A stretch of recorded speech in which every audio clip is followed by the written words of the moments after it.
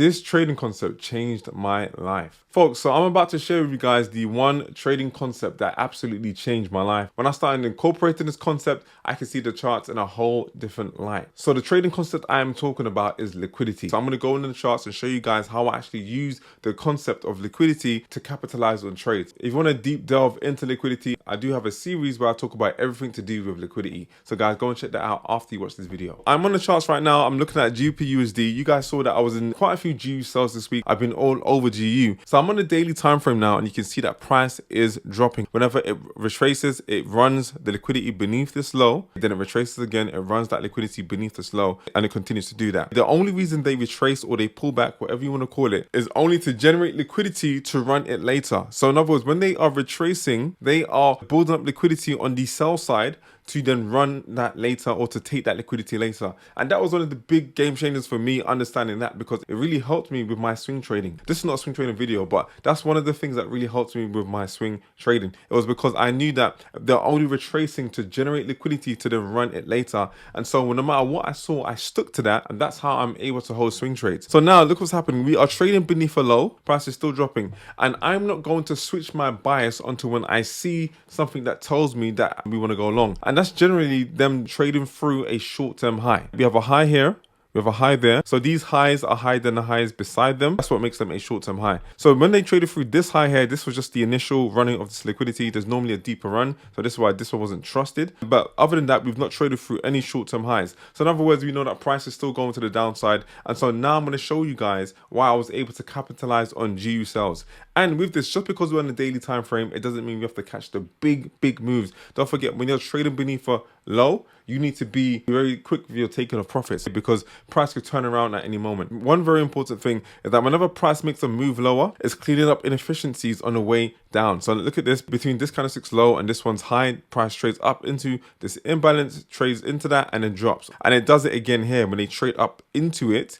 clean up this inefficiency here between this candlestick's low and that one's high. Only sell side was delivered, so they come back up here to offer buy side to the market before looking to go opposite way. So now when we go to the 50-minute time frame, I'm going to be showing you guys my entries now. So price is filled in that imbalance as you saw in the daily time frame. So now when it comes to my sells, you guys are going to see that I was in quite a few sells, but specifically these two are the ones that I'm talking about. We have a short-term low here. Price trades up, produces a huge institutional up close candle, and then look, we break beneath the short-term low. We break beneath the short-term low right here. This is when we trade beneath that short-term low here. So we traded through that short-term low now, and technically all you want to do is wait for some kind of retracement to then take price lower, because the price has shown you that, okay, cool, we've run that liquidity, now we want to go to the downside. So like I said, I was in two trades. I did get stopped out the very first one. I was being a bit risky. I didn't put my stop loss in the correct position, but it is what it is. I got stopped out. I was on -1, so you know, you're not going to win every single trade. The idea still stays the same. So I jumped back in the moment I saw this was the next best place to enter. This is why I entered, first of all. Price never traded through this low over here, so that's always a negative sign. So I'm going to go ahead and do this again. I'm going to hit play a few more times. You can see here,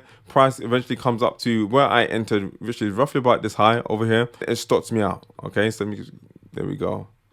There we go. You can see this is where I get stopped out. I get stopped out here. This is where my stop loss was. The moment I got stopped out, I entered again. And I know a lot of you are afraid to jump in again, but I give myself 2 to 3 opportunities to capitalize on a trade. If the first one gets played, then I jump in again. I look for the next best opportunity. If that one gets played, then I can look for the next one again. If that gets played, if I lose all 3, then I'm done trading that pair. Cool. And then just so you guys know, look at these targets. And so this is where we start thinking about liquidity now, because you have to always target the money, always trade towards the money. And so you know that price has been retracing back up to the upside and dropping. You know, we've just filled in an imbalance on the top side. And so where's the money most likely to be now? Now we've run out that liquidity to the top side, is going to be to the downside. And so check this out. Price produced quite a few relative equal lows. We had one set of equal lows there, and we had another set of equal lows over here, another one here. And not only that, when price did this, when price never ran out this low over here, it produced another set of relative equal lows. So this is another set of relative equal lows. So we know that price is now run liquidity to the top side. We've got our entry now. We are looking to target the money to the downside. And the thing is, you don't have to target the whole low. the whole low. This is the very lowest point. You do not have to target the very low. You need to understand where you are in price. You are trading at a discounted price right now. You're trading beneath an old low. And I've said it multiple times. You don't want to be superly aggressive with your sells beneath old lows. You want to more so be looking for opportunities to get in for buys. With that mindset, knowing where you are is so important to know when to take your partials quickly. And taking partials is not when they just push just a little lower, you get all panicky and then you jump out the trade. You take partials at specific areas where there is a pool of liquidity. And it doesn't even just need to be a pool of liquidity, it could just be a low. But in this case, we had relative equal lows. We had 3 sets of relative equal lows you could have potentially taken partials at. Now we have our entry. And like I said, the safest place to put your stop loss is always going to be at the high. It's always going to be at the high of the up close candle. This was an absolutely huge up close candle. I don't really like trading these huge ones. I prefer my institutional candles on the 1 minute time frame to be a lot smaller than this. This was huge. So from the very low to the very high, 24 pips. That was a 24 pip institutional candle. Insane. But now we have our entry. Now you can look to target these liquidity points. And I have people in my mentorship who just go for that very first one and they're Gucci and then they let the rest ride. Others go for liquidity points that are a little bit further on as well. So now I'm going to hit play just a few times. I'm going to hit play.